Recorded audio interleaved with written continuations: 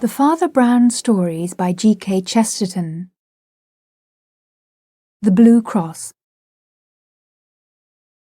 Between the silver ribbon of morning and the green glittering ribbon of sea, the boat touched Harwich and let loose a swarm of folk like flies, among whom the man we must follow was by no means conspicuous, nor wished to be. There was nothing notable about him except a slight contrast between the holiday gaiety of his clothes and the official gravity of his face. His clothes included a slight, pale grey jacket, a white waistcoat, and a silver straw hat with the grey-blue ribbon. His lean face was dark by contrast, and ended in a curt black beard that looked Spanish, and suggested an Elizabethan ruff. He was smoking a cigarette with the seriousness of an idler. There was nothing about him to indicate the fact that the grey jacket covered a loaded revolver, that the white waistcoat covered a police card, or that the straw hat covered one of the most powerful intellects in Europe. For this was Valentin himself, the head of the Paris police, and the most famous investigator of the world, and he was coming from Brussels to London to make the greatest arrest of the century. Flambeau was in England. The police of 3 countries had tracked the great criminal at last, from Ghent to Brussels, and from Brussels to the Hook of Holland, and it was conjectured that he would take some advantage of the unfamiliarity and confusion of the Eucharistic Congress then taking place in London. Probably he would travel as some minor clerk or secretary connected with it, but of course Valentin could not be certain. Nobody could be certain about Flambeau. It is many years now since this colossus of crime suddenly ceased keeping the world in a turmoil, and when he ceased, as they said after the death of Roland, there was a great quiet upon the earth. But in his best days, I mean of course his worst, Flambeau was a figure as statuesque and international as the Kaiser. Almost every morning, the daily paper announced that he had escaped the consequences of one extraordinary crime by committing another. He was a Gascon of gigantic stature and bodily daring, and the wildest tales were told of his outbursts of athletic humour. How he turned the juge d'instruction upside down and stood him on his head to clear his mind. How he ran down the Rue de Rivoli with a policeman under each arm. It is due to him to say that his fantastic physical strength was generally employed in such bloodless though undignified scenes. His real crimes were chiefly those of ingenious and wholesale robbery. But each of his thefts was almost a new sin, and would make a story by itself. It was he who ran the great Tyrolean Dairy Company in London, with no dairies, no cows, no carts, no milk, but with some 1,000 subscribers. These he served by the simple operation of moving the little milk cans outside people's doors to the doors of his own customers. It was he who had kept up an unaccountable and close correspondence with the young lady, whose whole letter-bag was intercepted, by the extraordinary trick of photographing his messages infinitesimally small upon the slides of a microscope. A sweeping simplicity, however, marked many of his experiments. It is said he once repainted all the numbers in a street in the dead of night merely to divert one traveller into a trap. It is quite certain that he invented a portable pillar box which he put up at corners in quiet suburbs on the chance of strangers dropping postal orders into it. Lastly, he was known to be a startling acrobat. Despite his huge figure, he could leap like a grasshopper and melt into the treetops like a monkey. Hence, the great Valentin when he set out to find Flambeau, was perfectly well aware that his adventures would not end when he had found him. But how was he to find him? On this, the great Valentin's ideas were still in process of settlement. There was one thing which Flambeau, with all his dexterity of disguise, could not cover, and that was his singular height. If Valentin's quick eye had caught a tall applewoman, a tall grenadier, or even a tolerably tall duchess, he might have arrested them on the spot. But all along his train there was nobody that could be a disguised Flambeau, any more than a cat could be a disguised giraffe. About the people on the boat he had already satisfied himself, and the people picked up at Harwich or on the journey limited themselves with certainty to 6. There was a short railway official travelling up to the terminus, 3 fairly short market gardeners picked up 2 stations afterwards, 1 very short widow lady going up from a small Essex town, and a very short Roman Catholic priest going up from a small Essex village. When it came to the last case, Valentin gave it up and almost laughed. The little priest was so much the essence of those eastern flats. He had a face as round and dull as a Norfolk dumpling. He had eyes as empty as the North Sea. He had several brown paper parcels which he was quite incapable of collecting. The Eucharistic Congress had doubtless sucked out of their local stagnation many such creatures, blind and helpless, like moles disinterred.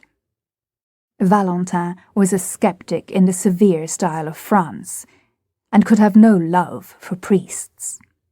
But he could have pity for them, and this one might have provoked pity in anybody. He had a large, shabby umbrella, which constantly fell on the floor. He did not seem to know which was the right end of his return ticket. He explained with a mooncalf simplicity to everybody in the carriage that he had to be careful because he had something made of real silver with blue stones in one of his brown paper parcels. His quaint blending of Essex flatness with saintly simplicity continuously amused the Frenchman, till the priest arrived somehow at Stratford with all his parcels, and came back for his umbrella. When he did the last, Valentin even had the good nature to warn him not to take care of the silver by telling everybody about it. But to whomever he talked, Valentin kept his eye open for someone else. He looked out steadily for anyone, rich or poor, male or female, who was well up to 6 feet, for Flambeau was 4 inches above it. He alighted at Liverpool Street, however, quite conscientiously secure that he had not missed the criminal so far. He then went to Scotland Yard to regularise his position and arrange for help in case of need. He then lit another cigarette and went for a long stroll in the streets of London. As he was walking in the streets and squares beyond Victoria, he paused suddenly and stood. It was a quaint, quiet square, very typical of London, full of an accidental stillness. The tall, flat houses round looked at once prosperous and uninhabited. The square of shrubbery in the centre looked as deserted as a green Pacific islet. One of the 4 sides was much higher than the rest, like a dais, and the line of this side was broken by one of London's admirable accidents, a restaurant that looked as if it had strayed from Soho. It was an unreasonably attractive object, with dwarf plants in pots and long striped blinds of lemon yellow and white. It stood specially high above the street, and in the usual patchwork way of London, a flight of steps from the street ran up to meet the front door almost as a fire escape might run up to a first-floor window. Valentin stood and smoked in front of the yellow-white blinds and considered them long. The most incredible thing about miracles is that they happen. A few clouds in heaven do come together into the staring shape of one human eye. A tree does stand up in the landscape of a doubtful journey in the exact and elaborate shape of a note of interrogation. I have seen both these things myself within the last few days. Nelson does die in the instant of victory, and a man named Williams does quite accidentally murder a man named Williamson. It sounds like a sort of infanticide. In short, there is in life an element of elfin coincidence, which people reckoning on the prosaic may perpetually miss. As it has been well expressed in the paradox of Poe, wisdom should reckon on the unforeseen. Aristide Valentin was unfathomably French, and the French intelligence is intelligence specially and solely. He was not a thinking machine, for that is a brainless phrase of modern fatalism and materialism. A machine only is a machine because it cannot think.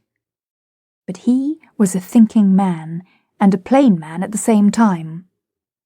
All his wonderful successes that looked like conjuring had been gained by plodding logic, by clear and commonplace French thought. The French electrify the world not by starting any paradox. They electrify it by carrying out a truism. They carry a truism so far, as in the French Revolution. But exactly because Valentin understood reason, he understood the limits of reason. Only a man who knows nothing of motors talks of motoring without petrol. Only a man who knows nothing of reason talks of reasoning without strong, undisputed first principles. Here he had no strong first principles. Flambeau had been missed at Harwich, and if he was in London at all, he might be anything from a tall tramp on Wimbledon Common to a tall toastmaster at the Hotel Metropole. In such a naked state of nescience, Valentin had a view and a method of his own. In such cases, he reckoned on the unforeseen. In such cases, when he could not follow the train of the reasonable, he coldly and carefully followed the train of the unreasonable.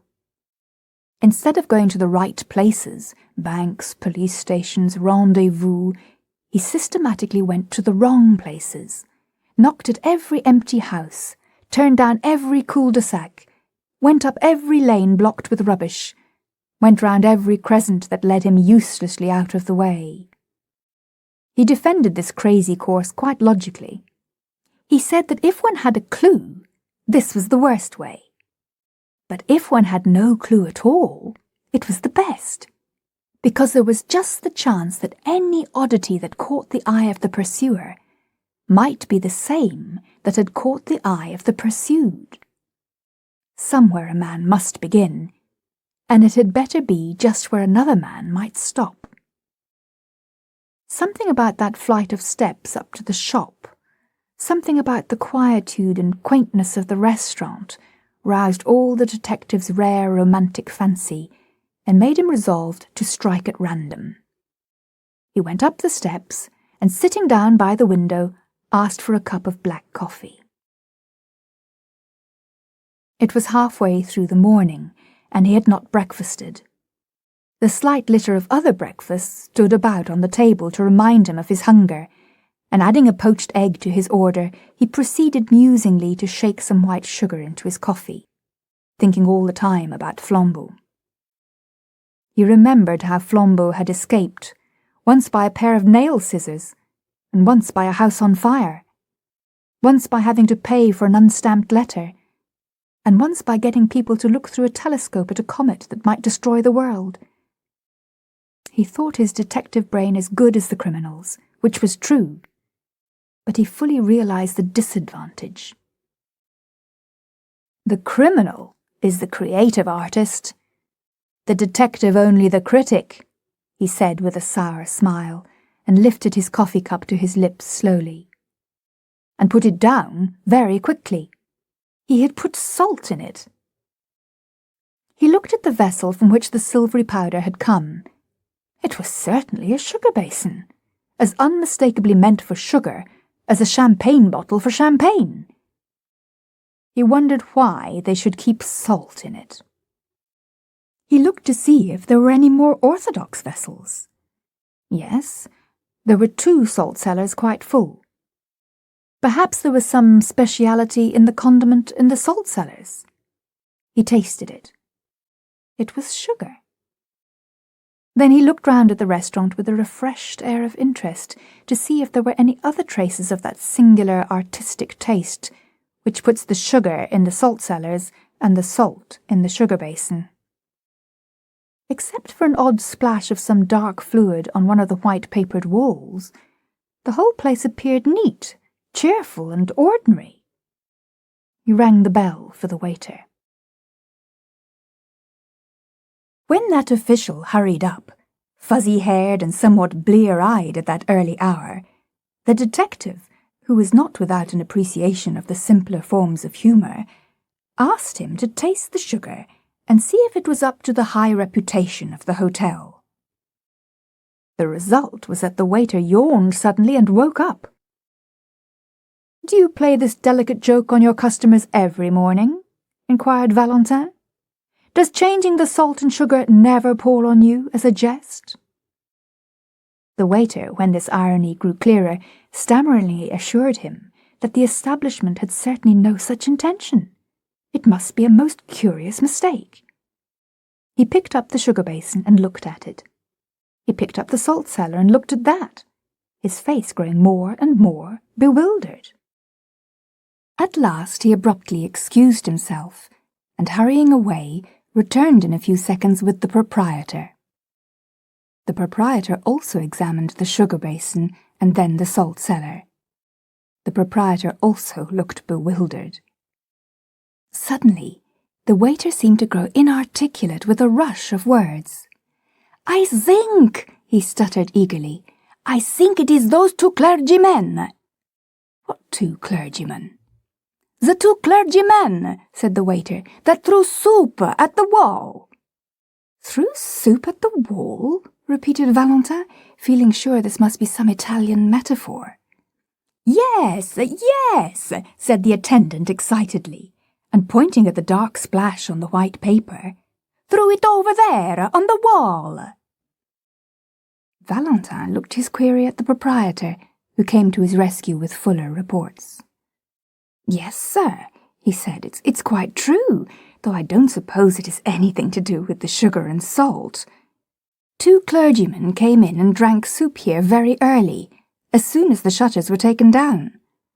They were both very quiet, respectable people. One of them paid the bill and went out. The other, who seemed a slower coach altogether, was some minutes longer getting his things together, but he went at last. Only, the instant before he stepped into the street, he deliberately picked up his cup, which he had only half emptied, and threw the soup slap on the wall. I was in the back room myself, and so was the waiter, so I could only rush out in time to find the wall splashed and the shop empty. It didn't do any particular damage, but it was confounded cheek, and I tried to catch the men in the street. They were too far off, though. I only noticed they went round the corner into Carstairs Street. The detective was on his feet, hat settled and stick in hand. He had already decided that in the universal darkness of his mind he could only follow the first odd finger that pointed, and this finger was odd enough. Paying his bill and clashing the glass doors behind him, he was soon swinging round into the other street. It was fortunate that even in such fevered moments his eye was cool and quick. Something in a shop front went by him like a mere flash, yet he went back to look at it. The shop was a popular greengrocer and fruiterer's, an array of goods set out in the open air and plainly ticketed with their names and prices. In the 2 most prominent compartments were 2 heaps of oranges and nuts respectively. On the heap of nuts lay a scrap of cardboard on which was written in bold blue chalk, Best tangerine oranges, 2 a penny. On the oranges was the equally clear and exact description, finest Brazil nuts, 4p a pound. Monsieur Valentin looked at these 2 placards and fancied he had met this highly subtle form of humour before, and that somewhat recently. He drew the attention of the red-faced fruiterer, who was looking rather sullenly up and down the street, to this inaccuracy in his advertisements. The fruiterer said nothing, but sharply put each card in its proper place. The detective, leaning elegantly on his walking cane, continued to scrutinize the shop. At last he said, "Pray excuse my apparent irrelevance, my good sir, but I should like to ask you a question in experimental psychology and the association of ideas." The red-faced shopman regarded him with an eye of menace, but he continued gaily, swinging his cane. "Why," he pursued, "why are 2 tickets wrongly placed in a greengrocer's shop, like a shovel hat that's come to London for a holiday? Or, in case I do not make myself clear, what is the mystical association which connects the idea of nuts marked as oranges with the idea of 2 clergymen, one tall and the other short?" The eyes of the tradesman stood out of his head like a snail's. He really seemed for an instant likely to fling himself upon the stranger. At last he stammered angrily, "I don't know what you have to do with it, but if you're one of their friends, you can tell 'em from me that I'll knock their silly heads off, parsons or no parsons, if they upset my apples again." "Indeed?" asked the detective with great sympathy. "Did they upset your apples?" "One of them did," said the heated shopman. "Rolled 'em all over the street. I'd have caught the fool but for having to pick 'em up." "Which way did these parsons go?" asked Valentin. "Up that second road on the left-hand side and then across the square," said the other promptly. "Thanks," said Valentin, and vanished like a fairy. On the other side of the second square, he found a policeman and said, "This is urgent, constable. Have you seen 2 clergymen in shovel hats?" The policeman began to chuckle heavily. "I have, sir. And if you ask me, one of them was drunk.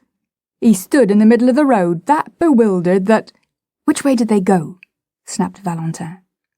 "They took one of them yellow buses over there," answered the man. "Them that go to Hampstead." Valentin produced his official card and said very rapidly, "Call up 2 of your men to come with me in pursuit," and crossed the road with such contagious energy that the ponderous policeman was moved to almost agile obedience. In a minute and a half, the French detective was joined on the opposite pavement by an inspector and a man in plain clothes. "Well, sir," began the former with smiling importance, "and what may—" Valentin pointed suddenly with his cane. "I'll tell you on the top of that omnibus," he said, and was darting and dodging across the tangle of the traffic. When all 3 sank panting on the top seats of the yellow vehicle, the inspector said, "We could go 4 times as quick in a taxi." "Quite true," replied their leader placidly, "if we only had an idea of where we were going." "Well, where are we going?" asked the other, staring. Valentin smoked frowningly for a few seconds. Then, removing his cigarette, he said, "If you know what a man's doing, get in front of him. But if you want to guess what he's doing, keep behind him. Stray when he strays, stop when he stops, travel as slowly as he. Then you may see what he saw, and may act as he acted. All we can do is to keep our eyes skinned for a queer thing." "What sort of queer thing do you mean?" asked the inspector. "Any sort of queer thing," answered Valentin, and relapsed into obstinate silence. The yellow omnibus crawled up the northern roads for what seemed like hours on end. The great detective would not explain further, and perhaps his assistants felt a silent and growing doubt of his errand. Perhaps also they felt a silent and growing desire for lunch, for the hours crept long past the normal luncheon hour, and the long roads of the North London suburbs seemed to shoot out into length after length like an infernal telescope.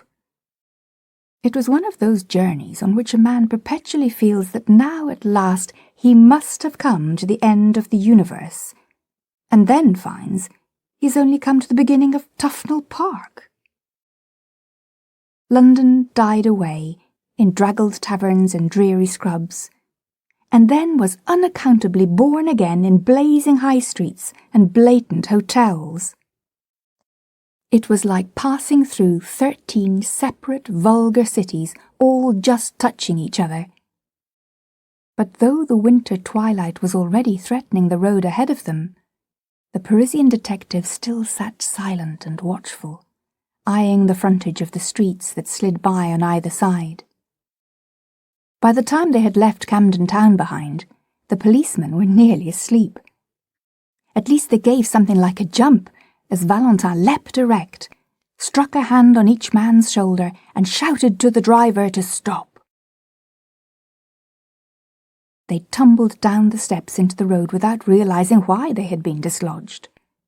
When they looked round for enlightenment, they found Valentin triumphantly pointing his finger towards a window on the left side of the road. It was a large window, forming part of the long facade of a gilt and palatial public house. It was the part reserved for respectable dining and labelled restaurant. This window, like all the rest along the frontage of the hotel, was of frosted and figured glass, but in the middle of it was a big black smash, like a star in the ice. "Our cue at last!" cried Valentin, waving his stick. "The place with the broken window." "What window? What cue?" asked his principal assistant. "Why, what proof is there that this has anything to do with them?" Valentin almost broke his bamboo stick with rage. "Proof?" he cried. "Good God! The man is looking for proof. Why, of course, the chances are 20 to 1 that it has nothing to do with them. But what else can we do? Don't you see? We must either follow one wild possibility, or else go home to bed." He banged his way into the restaurant, followed by his companions, and they were soon seated at a late luncheon at a little table, and looking at the star of smashed glass from the inside. Not that it was very informative to them even then. "Got your window broken, I see," said Valentin to the waiter as he paid his bill. "Yes, sir," answered the attendant, bending busily over the change, to which Valentin silently added an enormous tip. The waiter straightened himself with mild but unmistakable animation. "Ah, yes, sir," he said. "A very odd thing that, sir." "Indeed? Tell us about it," said the detective with careless curiosity. "Well, 2 gents in black came in," said the waiter. "2 of those foreign parsons that are running about. They had a cheap and quiet little lunch, and one of them paid for it and went out. The other was just going out to join him when I looked at my change again and found he'd paid me more than 3 times too much. 'Here,' I says to the chap who was nearly out of the door, 'you've paid too much.' 'Oh,' he says, very cool. 'Have we?' 'Yes,' I says, and picks up the bill to show him. Well, that was a knockout." "What do you mean?" asked his interlocutor. "Well, I'd have sworn on 7 Bibles that I'd put 4 shillings on that bill, but now I saw I'd put 14 shillings as plain as paint." "Well?" cried Valentin, moving slowly, but with burning eyes. "And then?" "The parson at the door, he says all serene, 'Sorry to confuse your accounts, but it'll pay for the window." "What window?" I says. "The one I'm going to break," he says, and smashed that blessed pane with his umbrella. All the inquirers made an exclamation, and the inspector said under his breath, "Are we after escaped lunatics?" The waiter went on with some relish for the ridiculous story. "I was so knocked silly for a second I couldn't do anything. The man marched out of the place and joined his friend just round the corner. Then they went so quick up Bullock Street that I couldn't catch them, though I ran round the bars to do it." "Bullock Street," said the detective, and shot up that thoroughfare as quickly as the strange couple he pursued. Their journey now took them through bare brick ways like tunnels, streets with few lights and even with few windows, streets that seemed built out of the blank backs of everything and everywhere. Dusk was deepening, and it was not easy even for the London policeman to guess in what exact direction they were treading. The inspector, however, was pretty certain that they would eventually strike some part of Hampstead Heath. Abruptly, one bulging and gaslit window broke the blue twilight like a bull's-eye lantern, and Valentin stopped an instant before a little garish sweetstuff shop. After an instant's hesitation, he went in. He stood amid the gaudy colours of the confectionery with entire gravity, and bought 13 chocolate cigars with a certain care. He was clearly preparing an opening, but he did not need one. An angular, elderly young woman in the shop had regarded his elegant appearance with a merely automatic inquiry, but when she saw the door behind him blocked with the blue uniform of the inspector, her eyes seemed to wake up. "Oh," she said, "if you've come about that parcel, I've sent it off already." "Parcel?" repeated Valentin, and it was his turn to look inquiring. "I mean the parcel the gentleman left. The clergyman gentleman." "For goodness' sake," said Valentin, leaning forward with his first real confession of eagerness, "for heaven's sake, tell us what happened exactly." "Well," said the woman a little doubtfully, "the clergyman came in about half an hour ago and bought some peppermints and talked a bit, and then went off towards the heath. But a second after, one of them runs back into the shop and says, 'Have I left a parcel?' Well, I looked everywhere and couldn't see one. So he says, 'Never mind, but if it should turn up, please post it to this address.' And he left me the address and a shilling for my trouble. And sure enough, though I thought I'd looked everywhere, I found he'd left a brown paper parcel. So I posted it to the place he said. I can't remember the address now. It was somewhere in Westminster. But as the thing seemed so important, I thought perhaps the police had come about it." "So they have," said Valentin shortly. "Is Hampstead Heath near here?" "Straight on for 15 minutes, said the woman, "and you'll come right out on the open." Valentin sprang out of the shop and began to run. The other detectives followed him at a reluctant trot. The street they threaded was so narrow and shut in by shadows that when they came out unexpectedly into the void common and vast sky, they were startled to find the evening still so light and clear. A perfect dome of peacock green sank into gold amid the blackening trees and the dark violet distances. The glowing green tint was just deep enough to pick out in points of crystal 1 or 2 stars. All that was left of the daylight lay in a golden glitter across the edge of Hampstead and that popular hollow which is called the Vale of Health. The holiday-makers who roamed this region had not wholly dispersed. A few couples sat shapelessly on benches, and here and there a distant girl still shrieked in one of the swings. The glory of heaven deepened and darkened around the sublime vulgarity of man, and standing on the slope and looking across the valley, Valentin beheld the thing which he sought. Among the black and breaking groups in that distance was one especially black, which did not break, a group of two figures clerically clad. Though they seemed as small as insects, Valentin could see that one of them was much smaller than the other. Though the other had a student's stoop and an inconspicuous manner, he could see that the man was well over 6 feet high. He shut his teeth and went forward, whirling his stick impatiently. By the time he had substantially diminished the distance and magnified the two black figures as in a vast microscope, he had perceived something else, something which startled him, and yet which he had somehow expected. Whoever was the tall priest, there could be no doubt about the identity of the short one. It was his friend of the Harwich train, the stumpy little curé of Essex, whom he had warned about his brown paper parcels. Now, so far as this went, everything fitted in finely and rationally enough.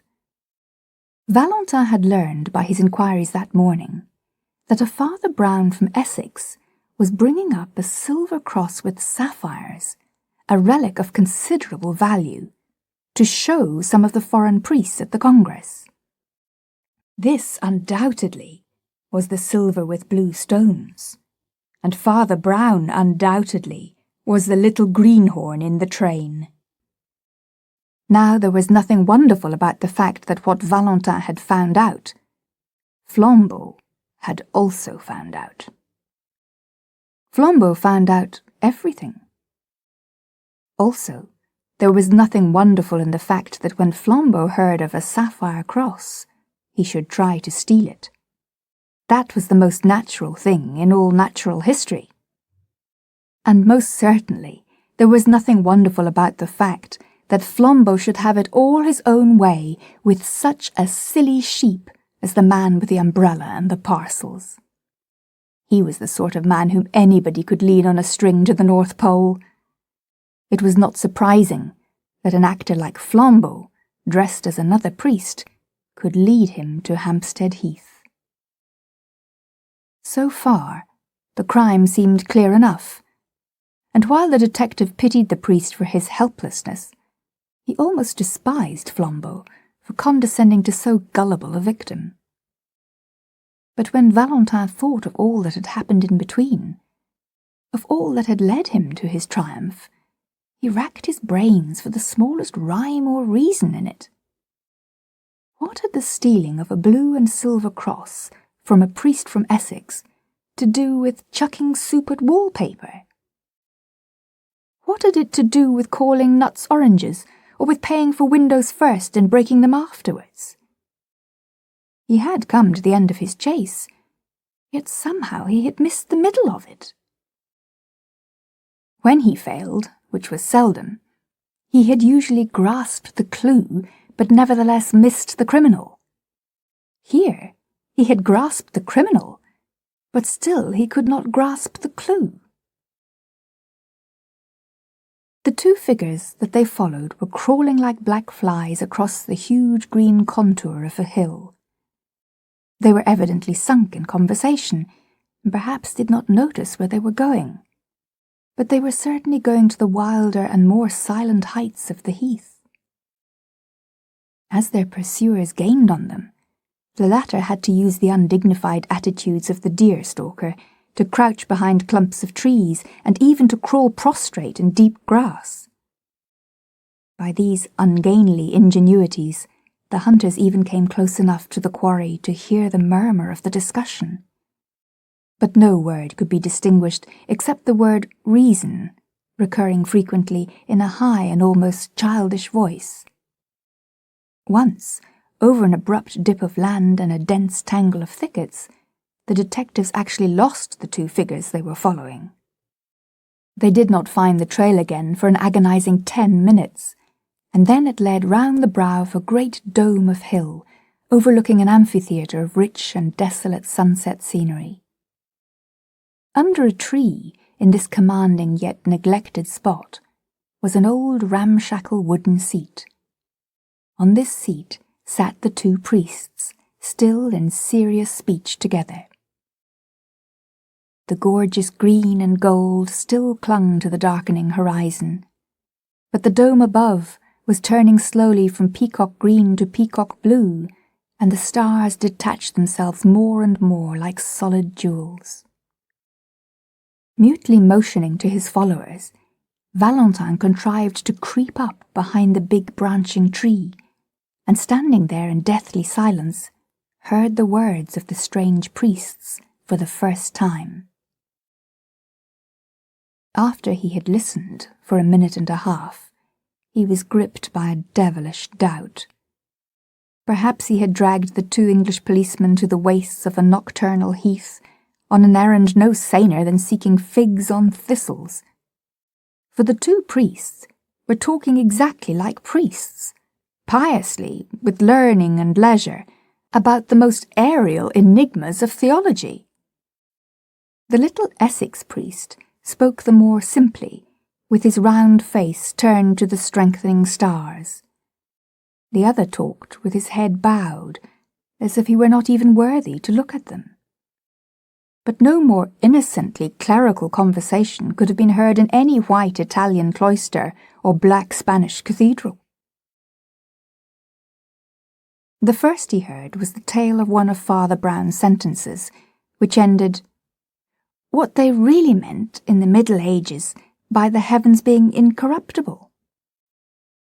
The taller priest nodded his bowed head and said, "Ah, yes, these modern infidels appeal to their reason. But who can look at those millions of worlds and not feel that there may well be wonderful universes above us, where reason is utterly unreasonable?" "No," said the other priest, "reason is always reasonable, even in the last limbo, in the lost borderland of things. I know that people charge the Church with lowering reason, but it is just the other way. Alone on earth, the Church makes reason really supreme. Alone on earth, the Church affirms that God himself is bound by reason." The other priest raised his austere face to the spangled sky and said, "Yet who knows if in that infinite universe—" "Only infinite physically," said the little priest, turning sharply in his seat. "Not infinite in the sense of escaping from the laws of truth." Valentin behind his tree was tearing his fingernails with silent fury. He seemed almost to hear the sniggers of the English detectives whom he had brought so far on a fantastic guess, only to listen to the metaphysical gossip of two mild old parsons.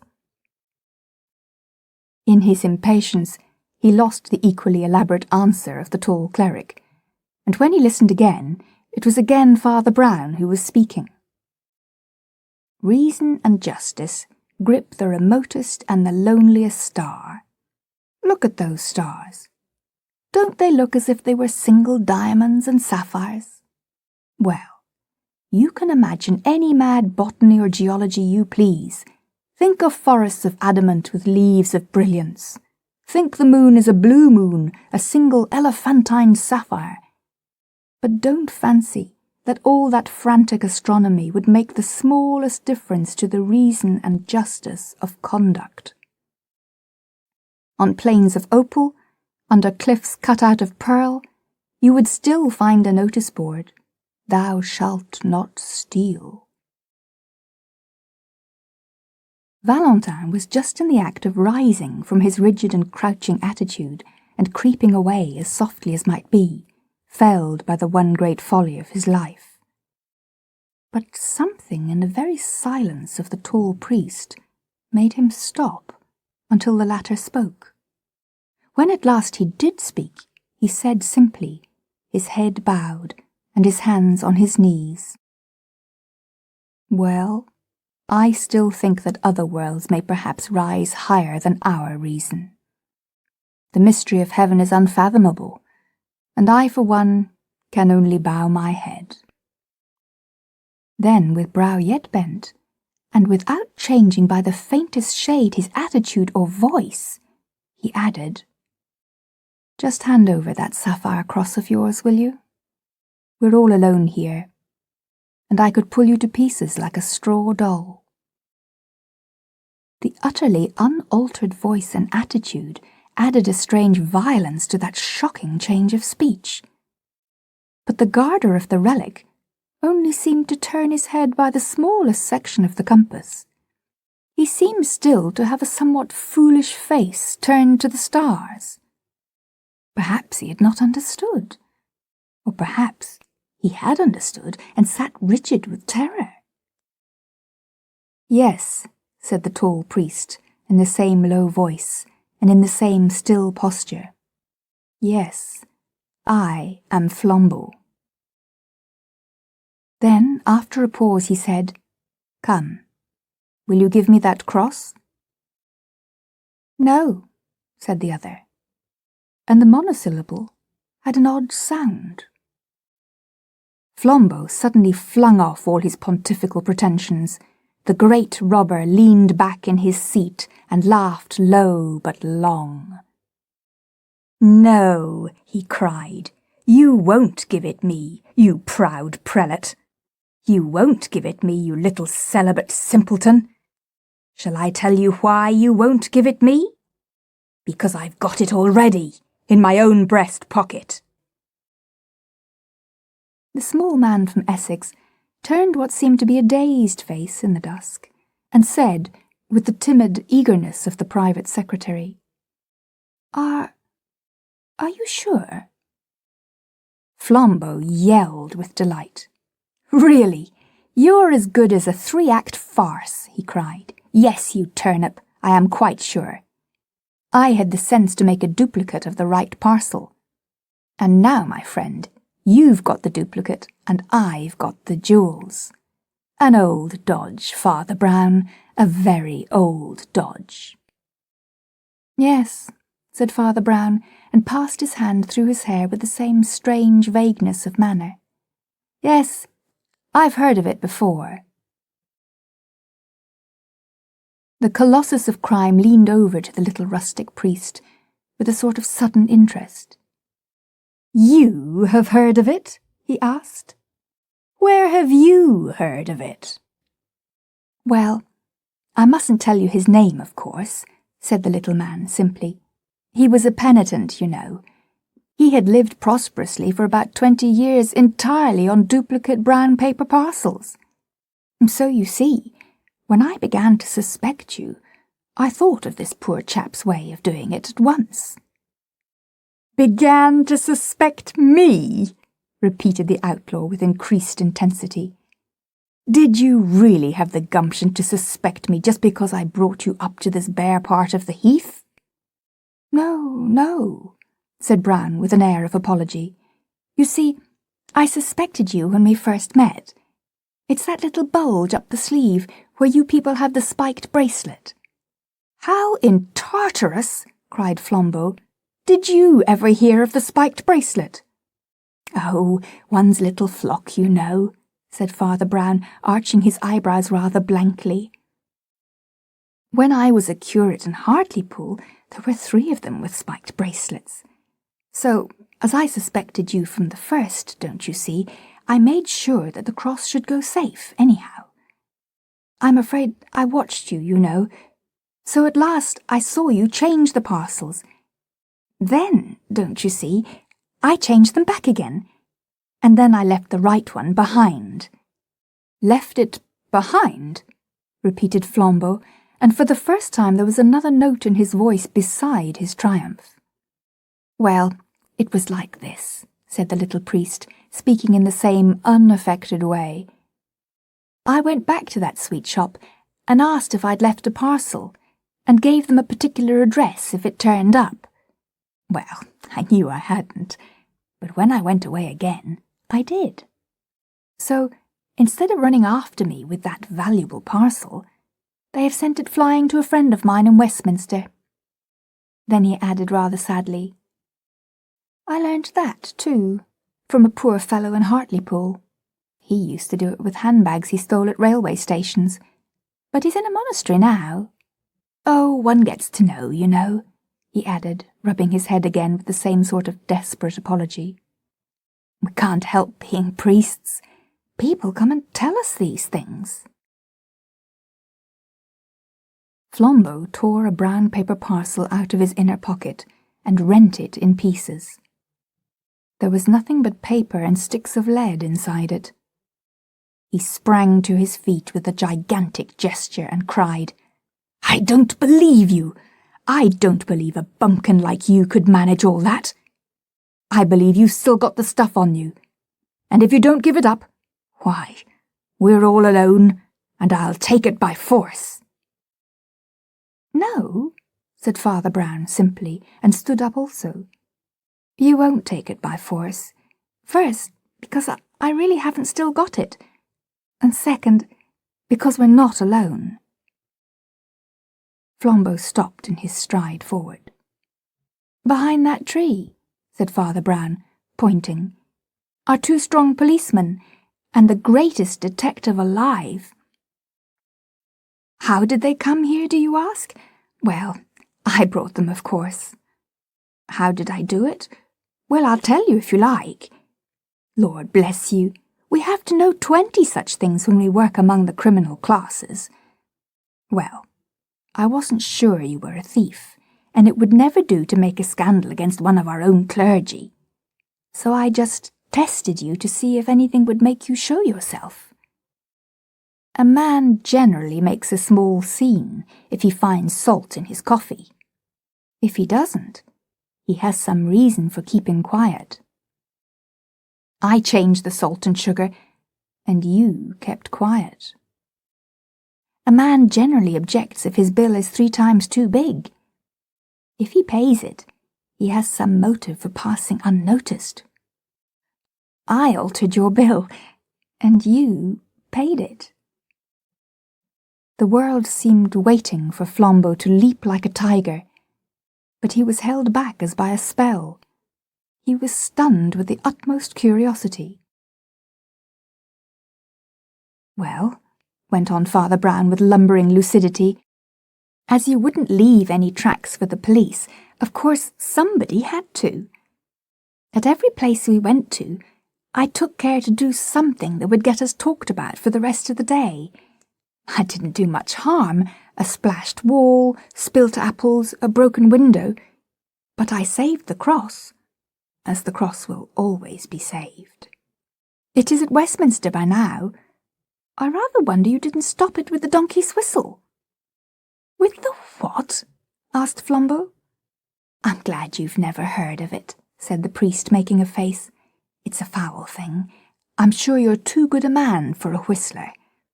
I couldn't have counted it even with the spots myself. I'm not strong enough in the legs. What on earth are you talking about? Asked the other. Well, I did think you'd know the spots, said Father Brown, agreeably surprised. Oh, you can't have gone so very wrong yet. How in blazes do you know all these horrors? Cried Flambeau. The shadow of a smile crossed the round, simple face of his clerical opponent. Oh, by being a celibate simpleton, I suppose, he said.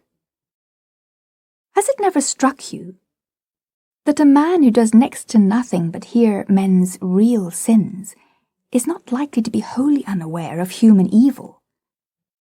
But as a matter of fact, another part of my trade, too, made me sure you weren't a priest. What? Asked the thief, almost gaping. You attacked reason, said Father Brown. It's bad theology. And even as he turned away to collect his property, the 3 policemen came out from under the twilight trees. Flambeau was an artist and a sportsman. He stepped back and swept Valentin a great bow. Do not bow to me, mon ami, said Valentin with silver clearness. Let us both bow to our master. And they both stood an instant uncovered, while the little Essex priest blinked about for his umbrella.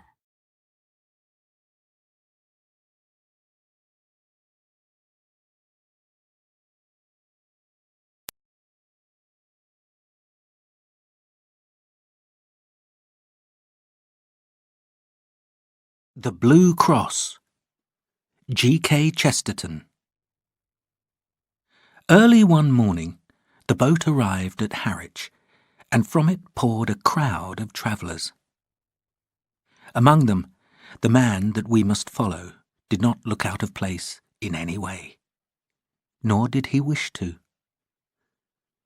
There was nothing out of the ordinary about him, except a slight difference between the relaxed look of his holiday clothes and the rather serious expression on his face.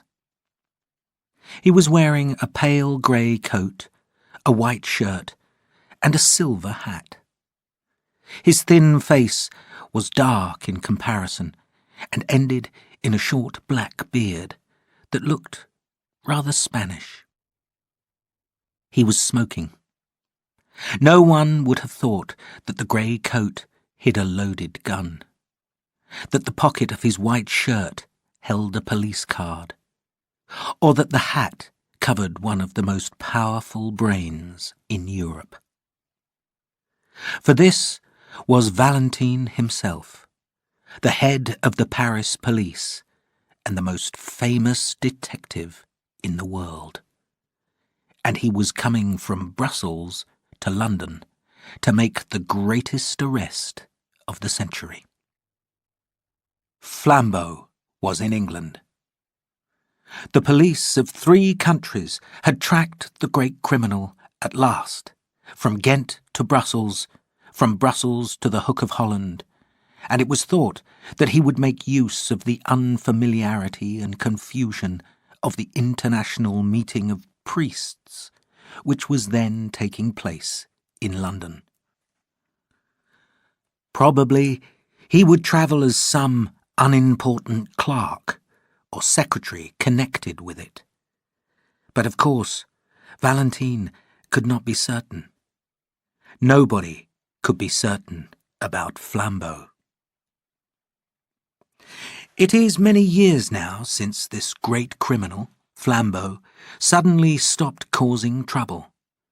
And when he stopped, there was relief around the world. In his best days, I mean, of course, his worst, Flambeau was an internationally known figure. Almost every morning, the daily papers announced that he had escaped punishment for one unbelievable crime by breaking the law a second time. He was a Frenchman of great strength, size, and daring, and the wildest stories were told of the amusing uses that he made of his physical abilities. How he turned a judge upside down and stood him on his head to clear his mind. How he ran down the street with a policeman under each arm. But it must be said of him that his unusual physical strength was generally employed in bloodless ways. His crimes were chiefly those of clever robberies. It was he who ran the great Tyrolean Milk Company in London, with no cows, no delivery vehicles, and no milk, but with more than 1,000 customers. He did this by the simple operation of moving the little milk cans outside people's doors to the doors of his own customers. Many of his crimes were extremely simple. It is said that he once repainted all the house numbers in a street in the middle of the night, just to lead one traveller into a trap. It is quite certain that he invented a public letterbox which could be moved from place to place. This he put up in quiet corners of the town, in the hope that a stranger might drop a cheque or banknote into it. Lastly, he was known to be very quick and active, in spite of his large size. He could jump as well as any insect and hide in the treetops like a monkey. For this reason, the great Valentine, when he set out to find Flambeau, knew very well that his adventures would not end when he had found him. But how would he find him? The great Valentine still did not have a plan. There was one thing about himself which Flambeau could not change, whatever he did to his appearance, and that was his unusual height.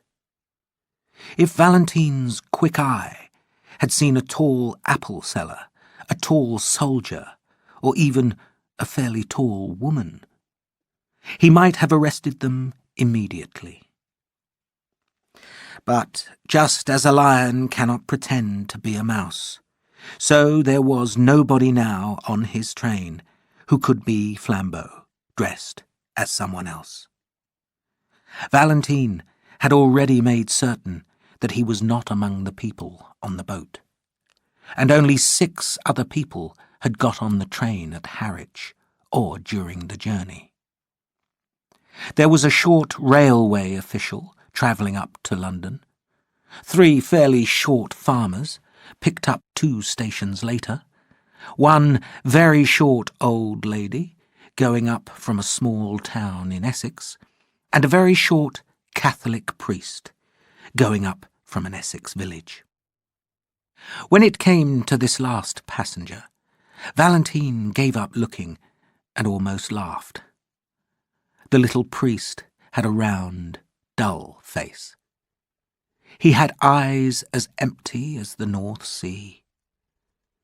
He had several packages wrapped in brown paper, which he was quite unable to hold without dropping one. The meeting of priests in London must have brought out of their quiet villages many similar creatures who seemed blind and helpless, like underground animals dug out of the earth. Even Valentine, who had no love of priests, felt sorry for this one. He had a large, worn suitcase, which kept falling on the floor. He explained to everybody with a kind of foolish simplicity that he had to be careful, because he had something made of real silver with blue stones in one of his brown paper packages. Watching the priest's confusion continued to amuse the Frenchman, until this simple man got out, somehow, at Stratford with all his packages, and came back for his suitcase. When he returned for this, Valentine even had the good nature to warn him not to take care of his silver by telling everybody about it. But whoever he talked to, Valentine watched for someone else. He looked out for anyone, rich or poor, male or female, who was at least 6 feet tall. For Flambeau was 4 inches above this height. He got off the train in central London, though, quite sure that he had not missed the criminal so far. When he had been to Scotland Yard to arrange for help if it was needed, he went for a long walk in the streets of London. As he was walking in the streets and squares beyond Victoria, he stopped suddenly. He was in a quiet, attractive square, very typical of London. The tall, flat houses looked both expensive and empty. The gardens in the centre looked as deserted as a green Pacific island. One of the 4 sides of the square was much higher than the rest, like a stage, and the line of this side was broken by a restaurant. The restaurant stood specially high above the street, and some steps ran up from the street to the front door. Valentine stood and smoked in front of the yellow-white curtains, and studied them for a long time. Aristide Valentine was a thinking man. All his wonderful successes had been gained by slow, patient reasoning, by clear and ordinary French thought. But because Valentine understood reason, he understood its limits. Only a man who knows nothing about cars talks of driving without petrol. Only a man who knows nothing of reason talks of reasoning without any hard facts to start with. Flambeau had been missed at Harwich, and if he was in London at all, he might be anything from a tall beggar sleeping in one of the parks to an employee of the Metropole Hotel. When he lacked any such certain knowledge, Valentine had a view and a method of his own.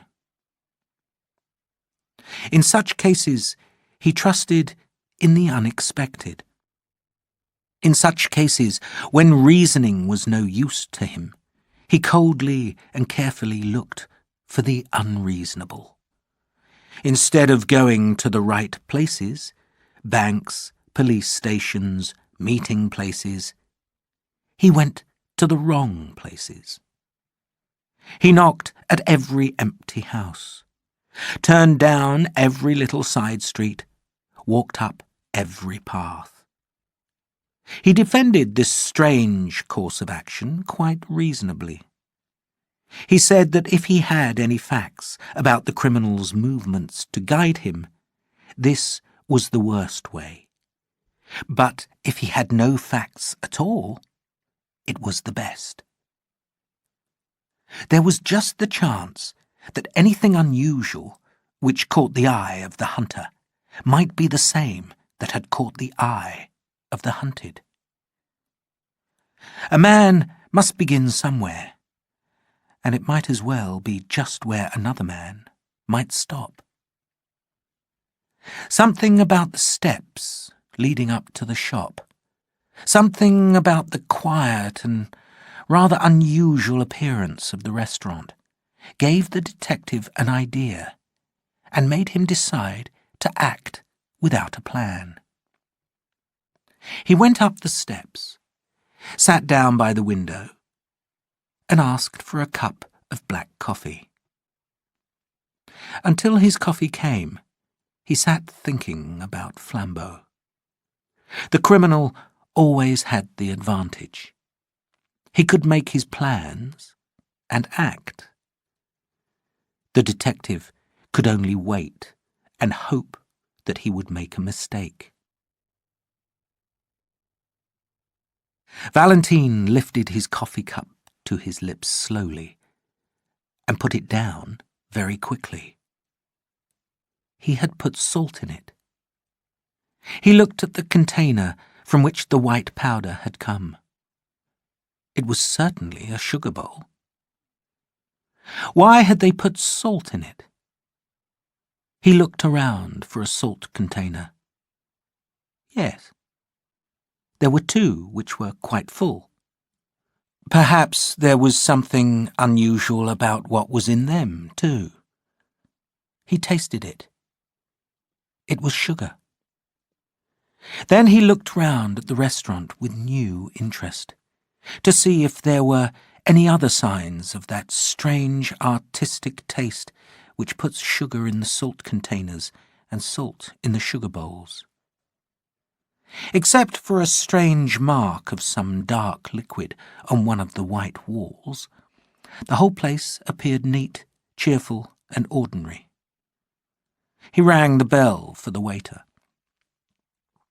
When the waiter hurried up to him, his hair uncombed and his eyes rather tired at that early hour, the detective asked him to taste the sugar and see if it was equal to the high standards of the restaurant. The result was that the waiter suddenly woke up. "Do you play this fine joke on people every morning?" inquired Valentine.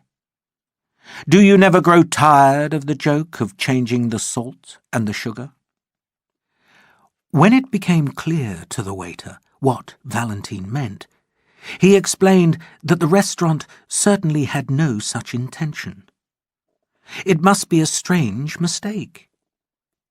He picked up the sugar bowl and looked at it. He picked up the salt container and looked at that, his face growing more and more confused. At last, he quickly excused himself, hurried away, and returned in a few seconds with the owner of the place. The owner also examined the sugar bowl and then the salt container. The owner also looked confused.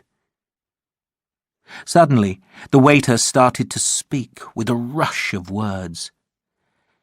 "I think," he said eagerly, "I think it was those two priests." "What two priests?" "The two priests," said the waiter, "that threw soup at the wall." "Threw soup at the wall?" repeated Valentine. "Yes, yes," said the waiter with excitement, and pointed to the large brown mark on the white wall. "Threw it over there, on the wall." Valentine looked questioningly at the restaurant owner. "Yes, sir," he said. "It's quite true, although I don't suppose it has anything to do with the sugar and salt. Two priests came in and drank soup here very early, as soon as we opened. They were both very quiet, respectable people. One of them paid the bill and went out. The other, who seemed much slower, was some minutes longer collecting his things together. He went at last, but the moment before he stepped into the street, he deliberately picked up his cup, which he had only half emptied, and threw the soup straight at the wall. I was in the back room myself, and so was the waiter, so I could only rush out in time to find the soup running down the wall and the shop empty. It didn't do any particular damage, but it was a very rude and surprising thing for a priest to do. And I tried to catch the men in the street. They were too far off, though. I only noticed that they went round the corner into Carstairs Street." The detective was on his feet, with his hat on his head and his stick in his hand. He paid his bill, closed the glass doors loudly behind him, and was soon hurrying round the corner into the next street. It was fortunate that even in such moments of excitement, his eye was cool and quick. Something in a shop window went by him like a flash. But he went back to look at it. It was a fruit and vegetable shop, and the goods were arranged in the open air, with tickets on them, plainly showing their names and prices. Right in the front were two piles, one of oranges and the other of nuts. On the pile of nuts lay a ticket on which was written clearly, "Best oranges, 2 a penny." On the oranges was the equally clear and exact description, "Finest nuts, 4d a pound." Valentine looked at these two tickets and thought that he had experienced this kind of humour before, and that he had done so rather recently. He drew the attention of the red-faced shopkeeper, who seemed in a bad temper and was looking up and down the street, to the mistake in his advertisements. The shopkeeper said nothing, but quickly put each card into its proper place. The detective leaned on his walking stick and continued to look closely at the shop. At last he said, Please excuse me, my good sir, but I would like to ask you a question which may sound rather strange." The red-faced shopkeeper looked at him threateningly, but the detective continued to lean on his walking stick. "Why are 2 tickets wrongly placed in a fruit shop?" he went on. "Like a priest's hat that has come to London for a holiday. Or, in case I do not make myself clear, what is the connection between the idea of nuts marked as oranges and the idea of 2 priests, one tall and the other short?" The eyes of the shopkeeper stood out of his head. For a moment he really seemed likely to attack the stranger. At last he said angrily, "I don't know what you have to do with it, but you can tell them from me that I'll knock their stupid heads off, even if they are priests, if they knock my apples over again." "Really?" asked the detective, with great sympathy. "Did they knock your apples over?"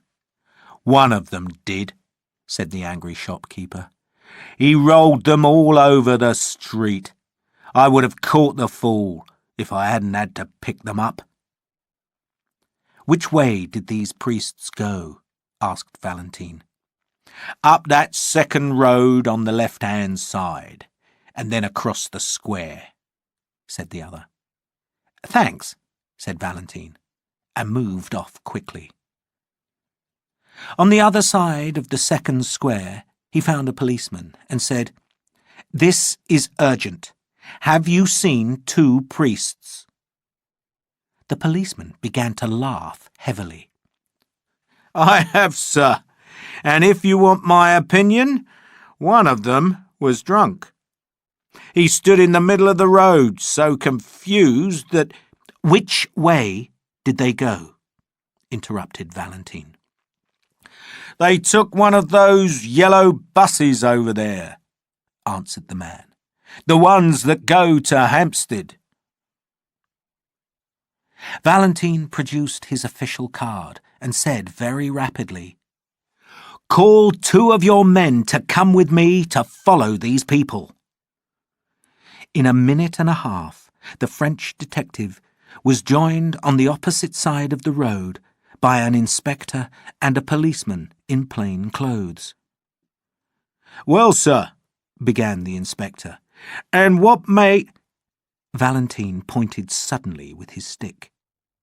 "I'll tell you on the top of that bus," he said, and ran into the busy traffic. When all 3 sank, breathing heavily, onto the top seats of the yellow bus, the inspector said, "We could go 4 times as quickly in a taxi." "Quite true," replied the leader calmly, "if we had an idea of where we were going." "Well, where are you going?" asked the other. Valentine smoked his cigarette thoughtfully for a few seconds. Then he said, "If you know what a man's doing, get in front of him. But if you want to guess what he's doing, keep behind him. Wander when he wanders. Stop when he stops. Travel as slowly as he does. Then you can see what he saw, and you can act as he acted. All we can do is to watch very carefully for something unusual." "What sort of unusual thing do you mean?" asked the inspector. "Any sort of unusual thing," answered Valentine, and became silent. The yellow bus went slowly up the northern roads for what seemed like hours. The great detective gave no further explanation, and perhaps the other 2 felt a silent and growing doubt about his purpose. Perhaps, also, they felt a silent and growing desire for lunch. For it was by now long past the normal lunch hour, and the long roads through the north of London seemed to stretch on and on. But even when the winter sun was already beginning to set, the Parisian detective still sat silent and watchful, looking out at the shops and houses that slid by on either side. By the time that they had left Camden Town behind, the policemen were nearly asleep. At least they gave something like a jump as Valentine suddenly stood up, struck each man on the shoulder, and shouted to the driver to stop. They hurried down the steps and into the road, without knowing why they were doing so. When they looked round for an explanation, they found Valentine pointing his finger in excitement towards a window on the left side of the road. It was a large window, forming part of the long front of a hotel. It was the part for eating in, and was marked restaurant, and in the middle of the window was a big black hole. "Our sign at last," cried Valentine, waving his stick. "The place with the broken window." "What window? What sign?" asked the inspector. "Why, what proof is there that this has anything to do with them?" Valentine almost broke his stick in anger. "Proof?" he cried. "Good heavens! The man is looking for proof! It is, of course, most unlikely that it has anything to do with them. But what else can we do? Don't you see we must either follow one wild possibility or else go home to bed?" He entered the restaurant with a great deal of noise, followed by his companions, and they were soon eating a late lunch at a little table and looking at the broken glass from inside. Not that it was very informative to them even then. "You've had your window broken, I see," Valentine said to the waiter as he paid the bill. "Yes, sir," the waiter answered. "A very strange thing, that, sir." "Really? Tell us about it," said the detective. "Well, 2 gentlemen in black came in," said the waiter. "2 of those priests that are running around the city at the moment. They had a cheap and quiet little lunch, and one of them paid for it and went out.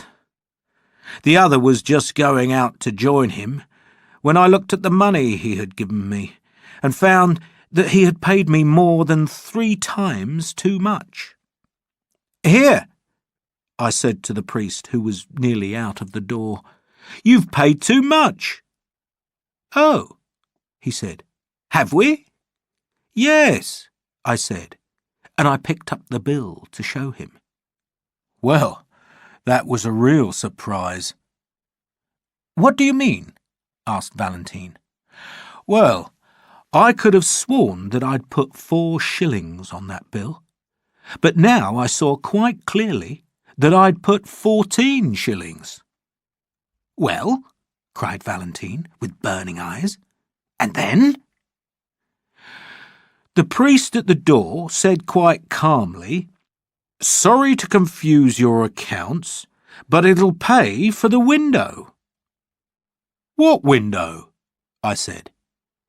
'The one I'm going to break,' he said, and threw a stone through the window." The inspector said quietly, "Are these people completely crazy?" The waiter continued, obviously enjoying his strange story. "I was so surprised for a second that I couldn't do anything. The man marched out of the place and joined his friend just round the corner. They went so quickly up Bullock Street that I couldn't catch them." "Bullock Street," said the detective, and ran up that road as quickly as the strange pair that he was following. Their journey now took them up narrow brick passages, streets with few lights and even with few windows. The sun had set further, and it was getting dark. It was not easy, even for the London policeman, to guess in what exact direction they were heading. But the inspector was fairly certain that in the end they would reach some part of Hampstead Heath. Suddenly, one gas-lit window broke the half-light, and Valentine stopped for a second in front of a small, brightly painted sweet shop. He thought for a moment, and then went in. He stood among the bright colours of the shop with a serious expression on his face, and chose some sweets with great care. He was clearly looking for an opportunity to ask some questions. But this was not necessary. A thin young woman in the shop had looked at him without interest, but when she saw the door behind him blocked with the blue uniform of the inspector, her eyes seemed to wake up. "Oh," she said, "if you have come about the package, I've sent it off." "Package?" repeated Valentine. "I mean the package the gentleman left. The religious gentleman." "Please," said Valentine, leaning forward eagerly, "tell us what happened exactly." "Well," said the woman, a little doubtfully, "the priests came in about half an hour ago and bought some sweets and talked a bit, and then went off towards the heath. But a second later, one of them ran back into the shop and said, 'Have I left a package?' Well, I looked everywhere and couldn't see one.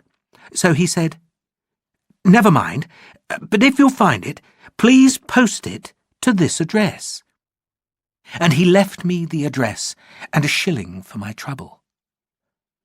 And then, though I thought I'd looked everywhere, I found he'd left a brown paper package, so I posted it to the place he said.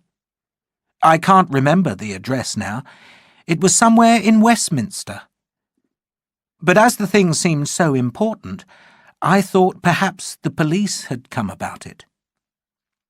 "So they have," said Valentine shortly.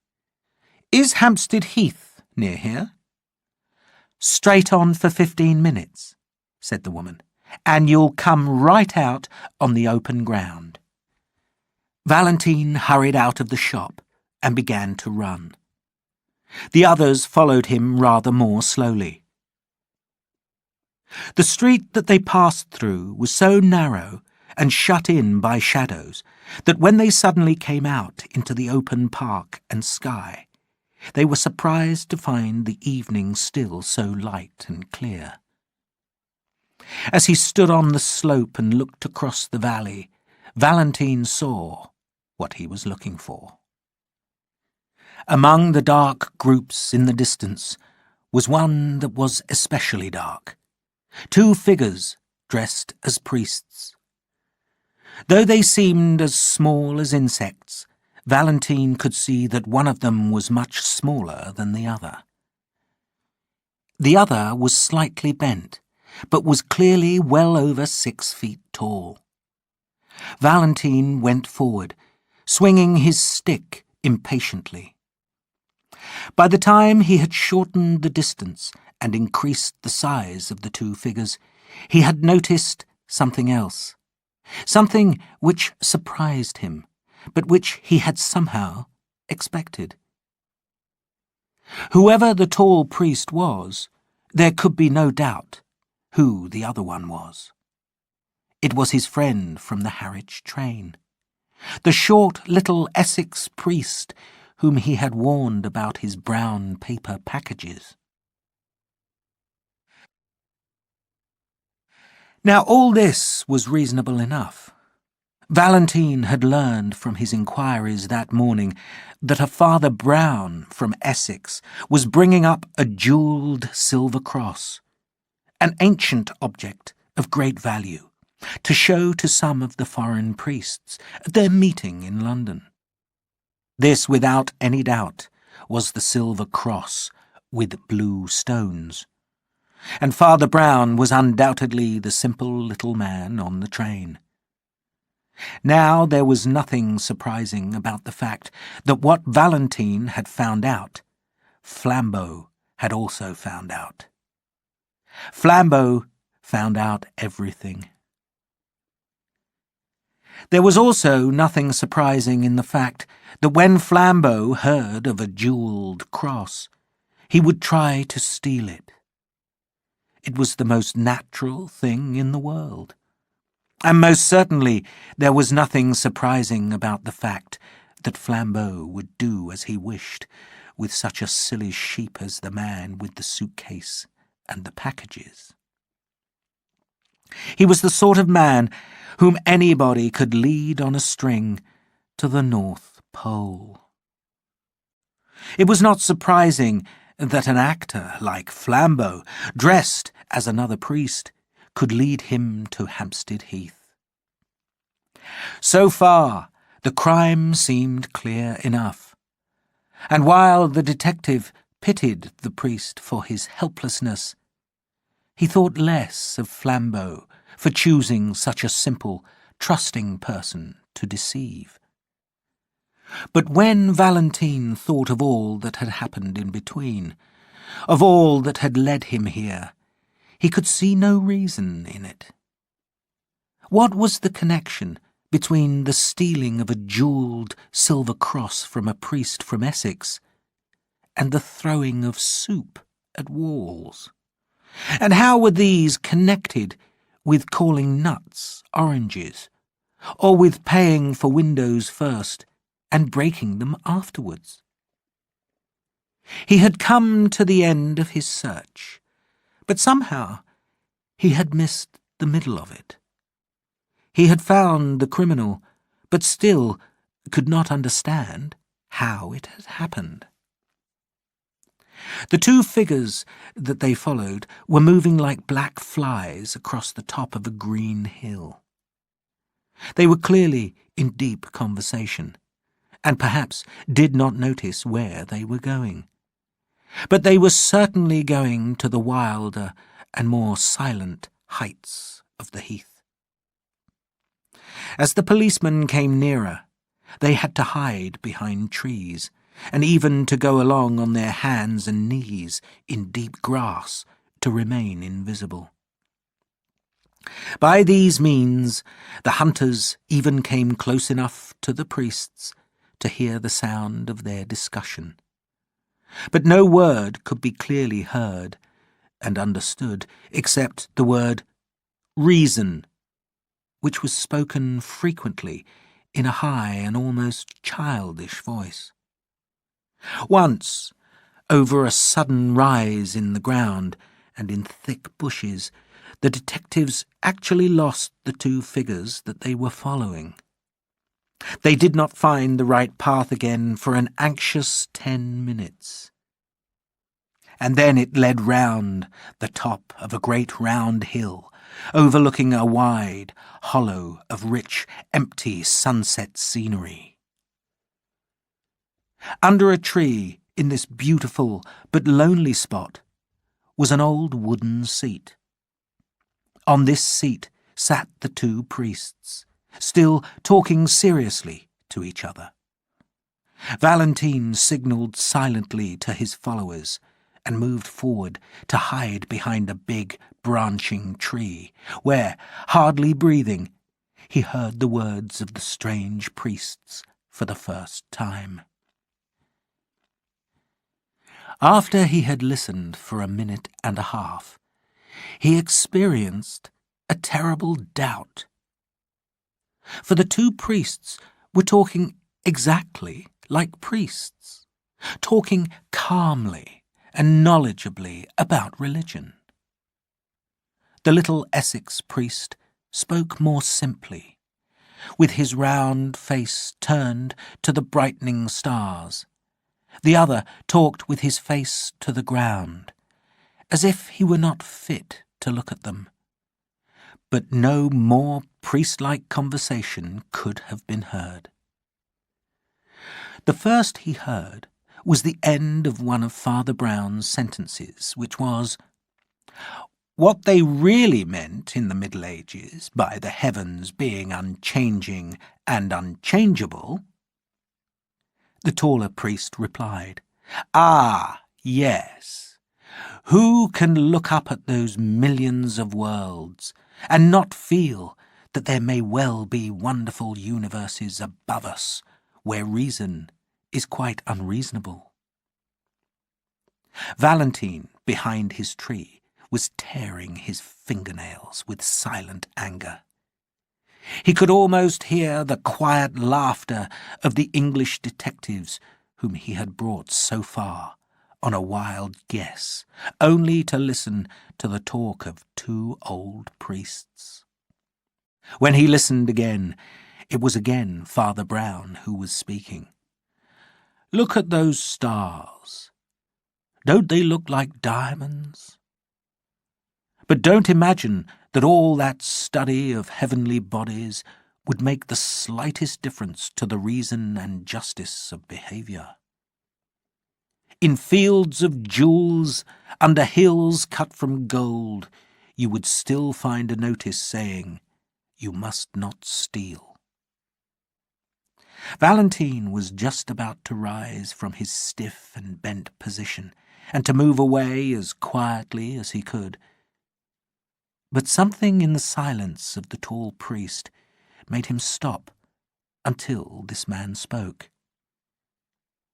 When at last he did speak, he said simply, his head still lowered and his hands on his knees, "Well, I still think that other worlds may perhaps rise higher than our reason. The mystery of heaven cannot be understood, and I myself can only bend my head in respect." Then, with his head still bent forward, and without the slightest change in expression, he added, "Just give me that cross of yours, will you? We're all alone here, and I could pull you to pieces like a child's toy." The completely unchanged voice and attitude added a strange violence to that shocking change of speech. But the little priest only seemed to turn his head by the smallest degree. He seemed still to have a rather foolish face turned to the stars.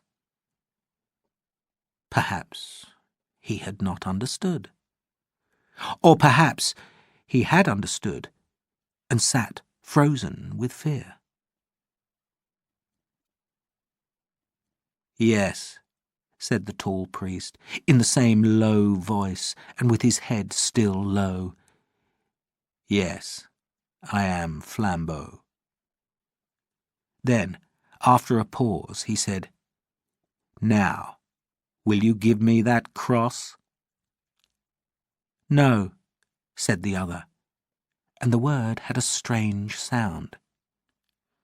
Flambeau suddenly stopped pretending to be a priest. The great robber leaned back in his seat and laughed quietly, but for a long time. "No," he cried, "you won't give it to me, you simple fool. Shall I tell you why you won't give it to me? Because I've got it already in my pocket." The small man from Essex turned towards him what seemed, in the half-light, to be a confused face, and said carefully, Are you sure?" Flambeau shouted with pleasure. "Really, you are amusing," he cried. "Yes, you fool, I am quite sure. I had the sense to make a copy of the real package, and now, my friend, you've got the copy, and I've got the jewels.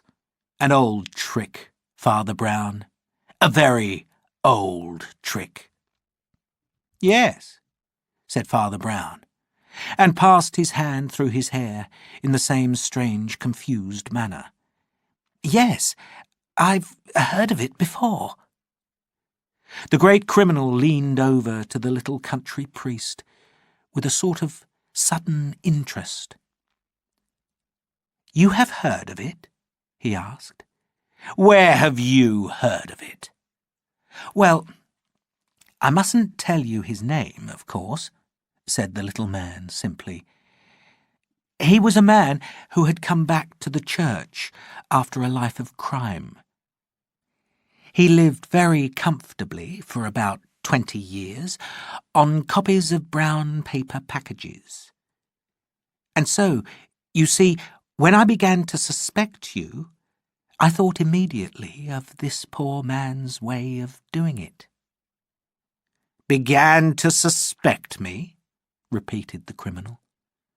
Did you really have the sense to suspect me just because I brought you up to this lonely part of the heath?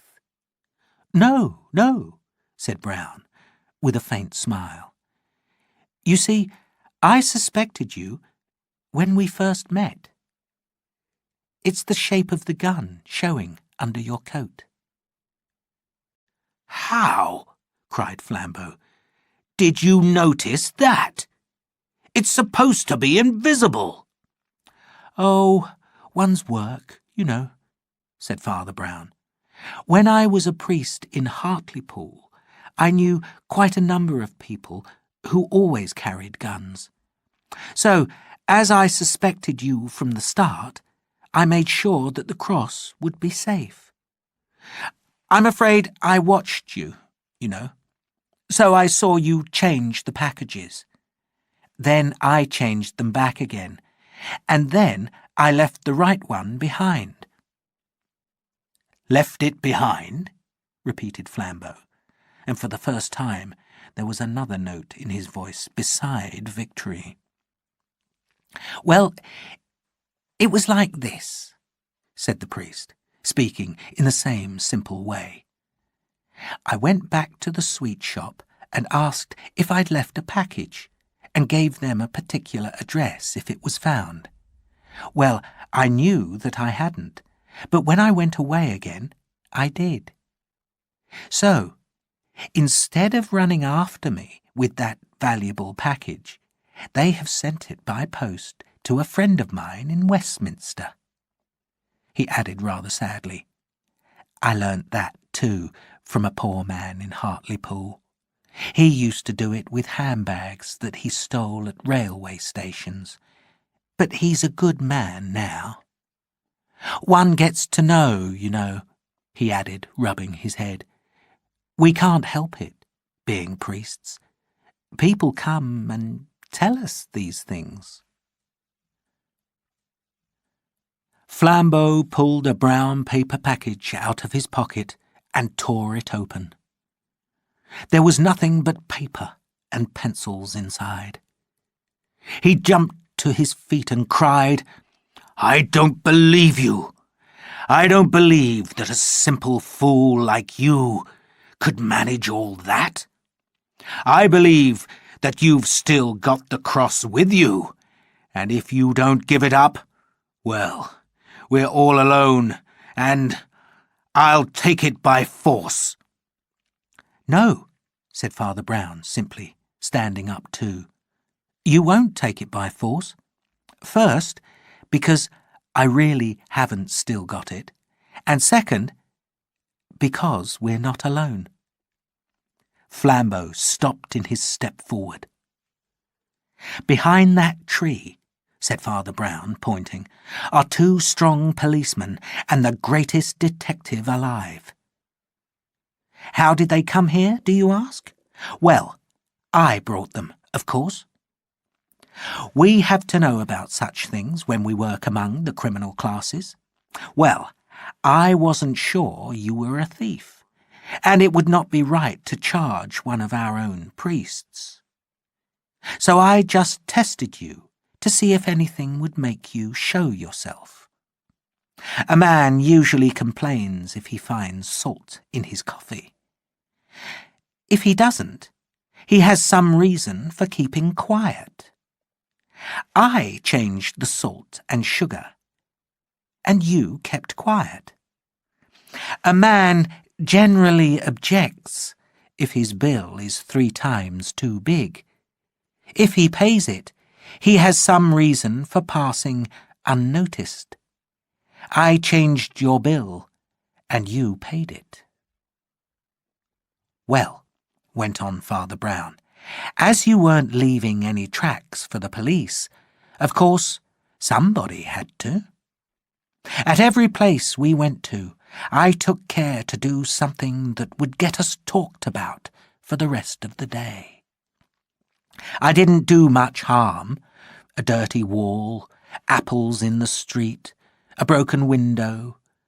But I saved the cross, as the cross will always be saved.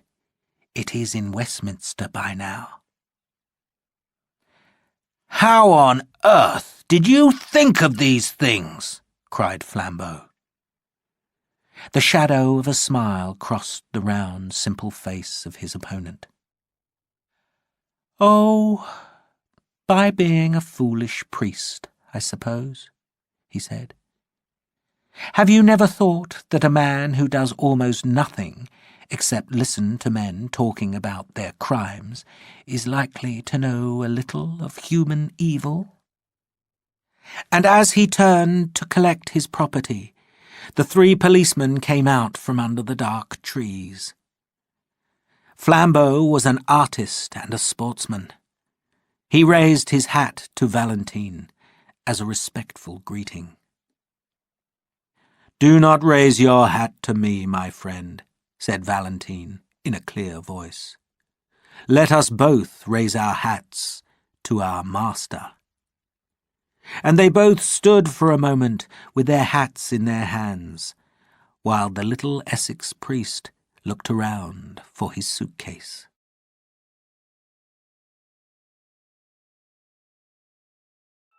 The man who got off the boat at Harwich had a short black beard. There was nothing to show that he had a gun in his coat pocket, and nothing to show that he was one of the cleverest men in Europe. He was Valentin, the chief of the Paris police and the most famous detective in the world. He was coming from Brussels to London to make the most important arrest of the century. Flambeau was in England, and the police of 3 counties were trying to catch this famous thief. In London, there was a big meeting of priests from all over the world, and Valentin was guessing that Flambeau would use this meeting for some criminal plan or other. Flambeau was strong and clever, and he enjoyed a joke. Once, he ran down the Rue de Rivoli with a policeman under one arm. But how was Valentin to find Flambeau? There was one thing to help him. Flambeau could put on other clothes or change the way he looked, but he was a very tall man and could not hide it. Because of this, Valentin was sure that Flambeau was not on the boat. He was also sure that Flambeau did not get on the train going from Harwich to London. Only 6 other people got on during the journey. 1 short railwayman, 3 short farmers, 1 very short woman, and a very short priest going up to London from an Essex village. When Valentin saw this last person, he almost laughed. The little priest had a round, simple face. He had several parcels which he found difficult to keep together, and a large umbrella which often fell to the floor. Many priests would be coming to London that day, Valentin thought, coming from their quiet little towns and villages. This one was explaining to everyone that he must be careful because he was carrying something made of real silver with blue stones in one of the parcels. He got off the train at Stratford in East London with all his parcels, and came back for his umbrella. When he did, Valentin warned him not to tell everyone about his silver with blue stones. The detective was looking for people who were at least 2 meters tall, because Flambeau was several centimetres taller than this. He got off the train in central London and went to the London police to ask for help if he needed it. Then he went for a long walk. He stopped suddenly in a quiet square. On one side the buildings were higher than the rest, and there was a small restaurant between the tall houses. It stood high above the street, with steps going up to the front door. Valentin stood looking at it, smoking a cigarette. When he was looking for a criminal, if he had a clue, he followed it. If he had no clue at all, he followed his own feelings. A man must begin somewhere, and something about the quiet little restaurant made Valentin want to start there. He went up the steps, sat down by the window, and asked for a cup of coffee. A few minutes later, Valentin was lifting the cup to his lips, but he put it down quickly. "I've put salt in it," he said, and he looked at the bowl of silvery powder. It was a sugar bowl. So why did they keep salt in it? There were 2 full salt cellars on his table. What was in them? He tasted it. It was sugar. He looked around. Except for 1 or 2 dark wet stains on the white wall, there was nothing at all strange in that place. Valentin called the waiter and asked him to taste the sugar. The waiter was half asleep, but he woke up when he tasted the sugar. "Do you play this joke on your customers every morning?" asked Valentin. The waiter did not know what to say. Then suddenly he said, "It was the 2 priests." "What 2 priests?" said Valentin. "The 2 priests who threw soup at the wall over there," replied the waiter. Valentin looked again at the dark wet stains. "The 2 of them came in and drank soup here very early this morning," the waiter explained. "They were both very quiet. One of them paid the bill and went out.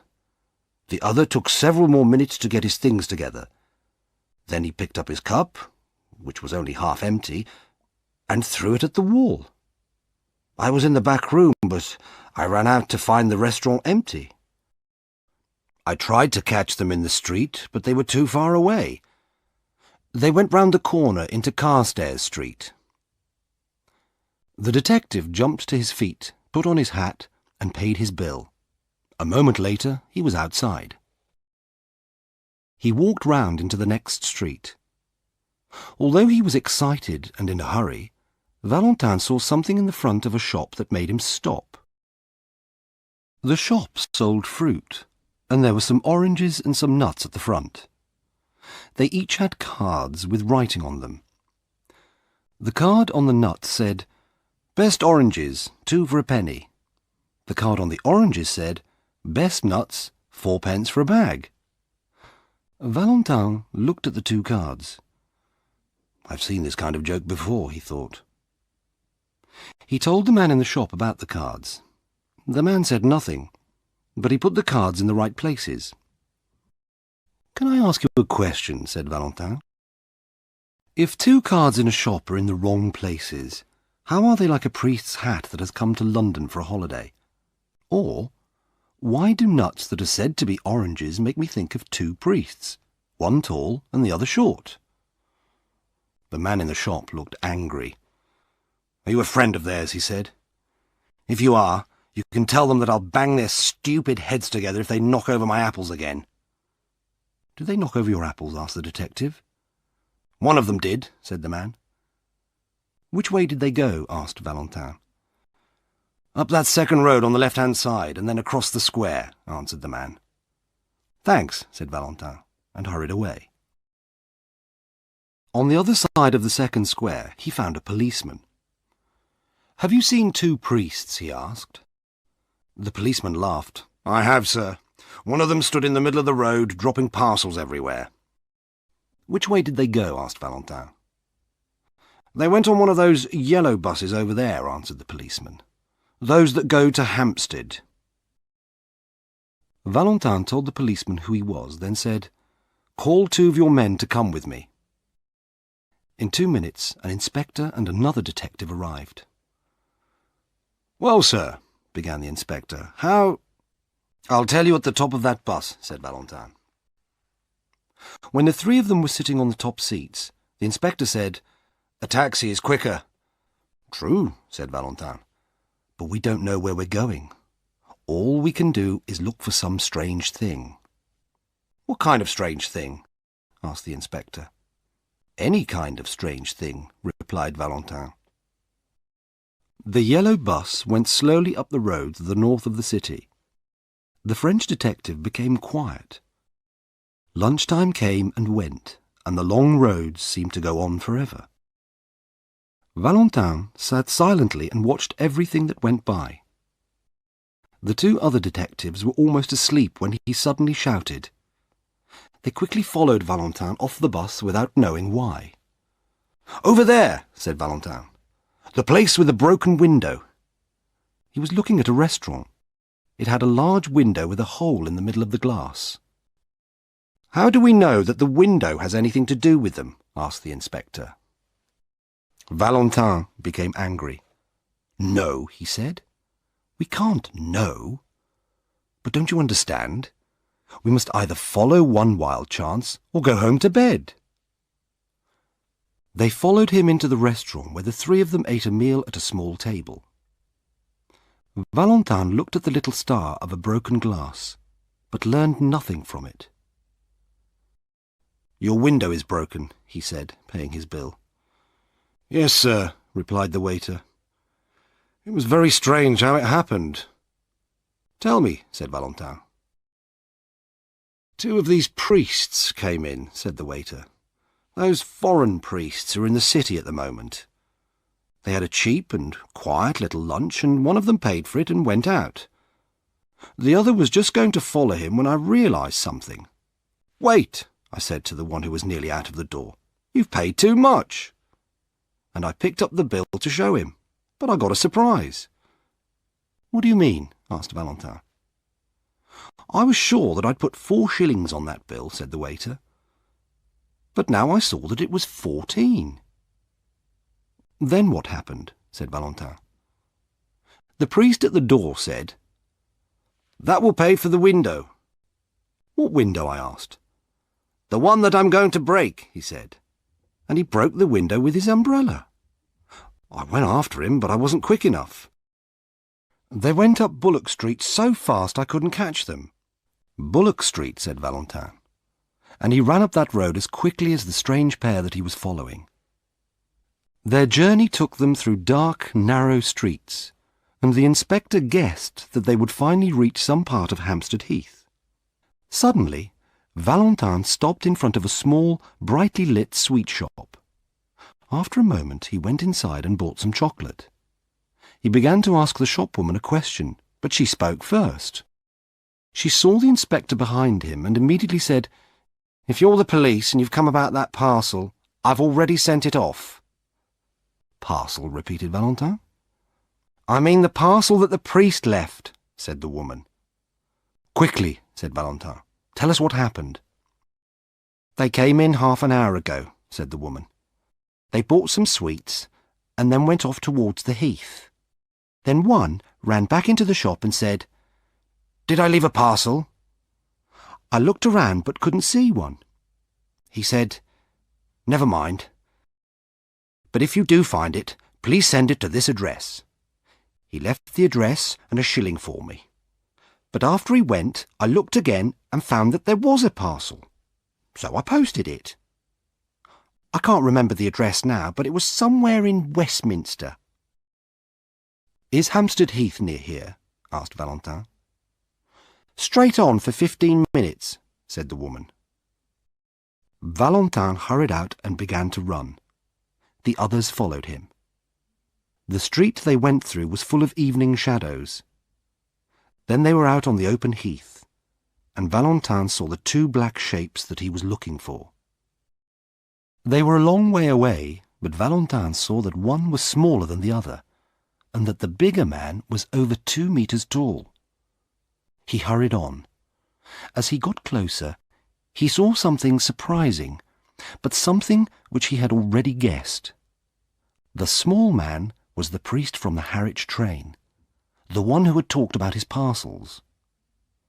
Earlier that day, Valentin had discovered that a Father Brown from Essex was bringing a very old silver cross with valuable blue jewels to show to some of the foreign priests who were meeting in London.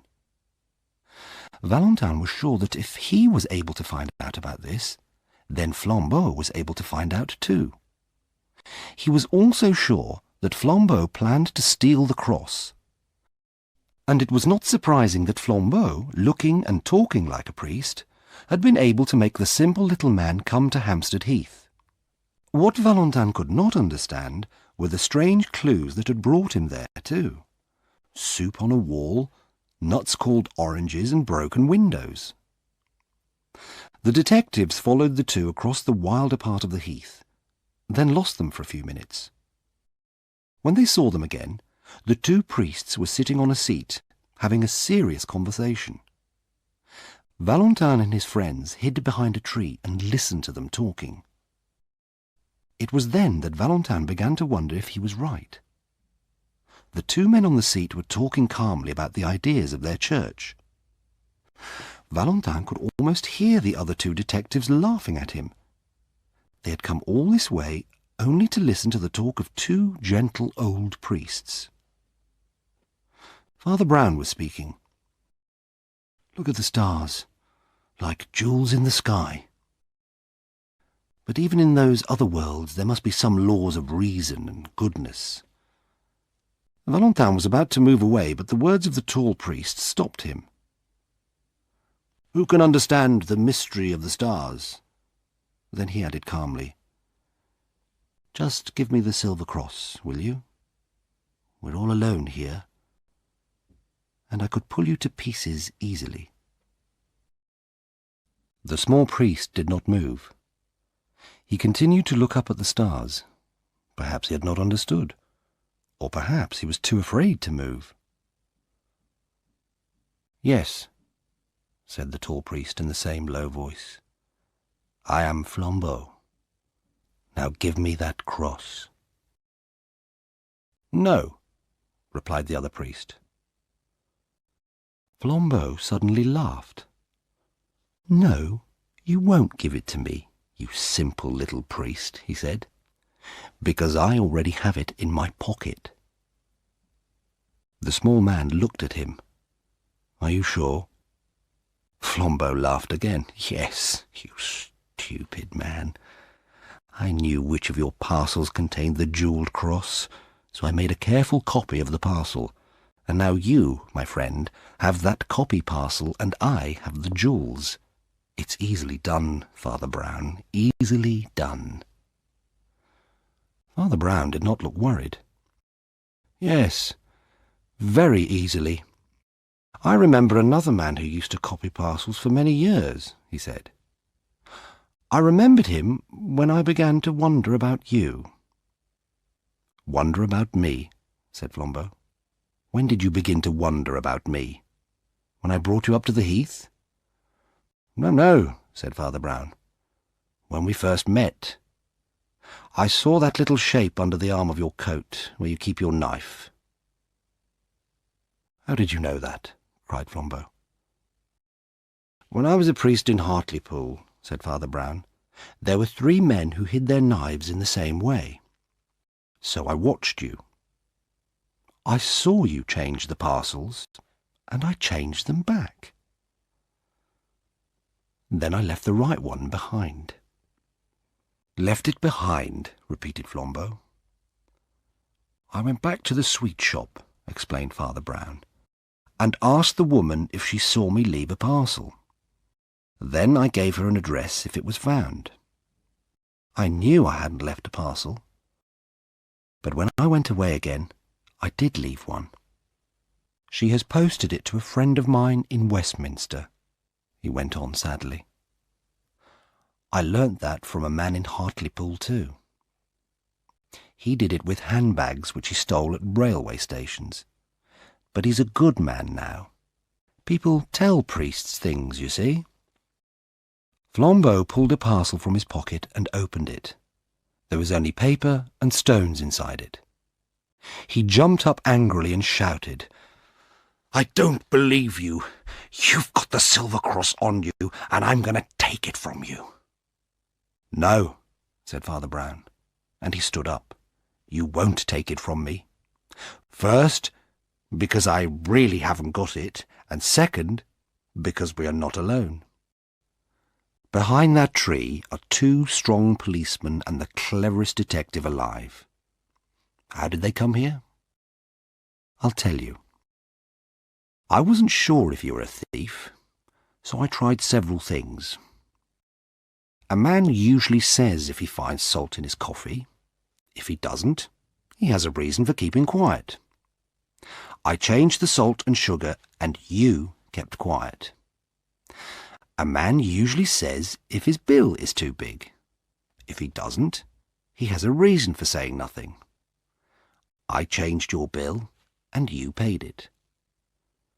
Flambeau did not seem to be able to move. I wanted to be sure the police could follow us, Father Brown went on.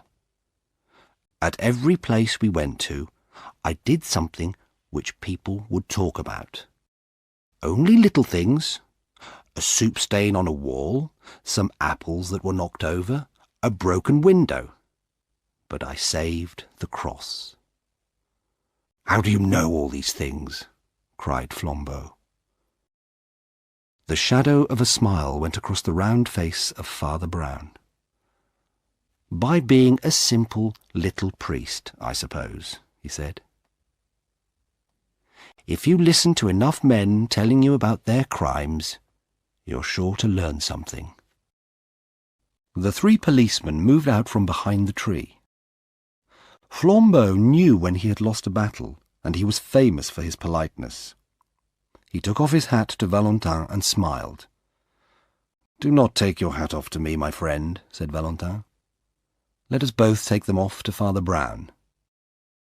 And they both stood there with their hats off, while the little Essex priest looked around for his umbrella.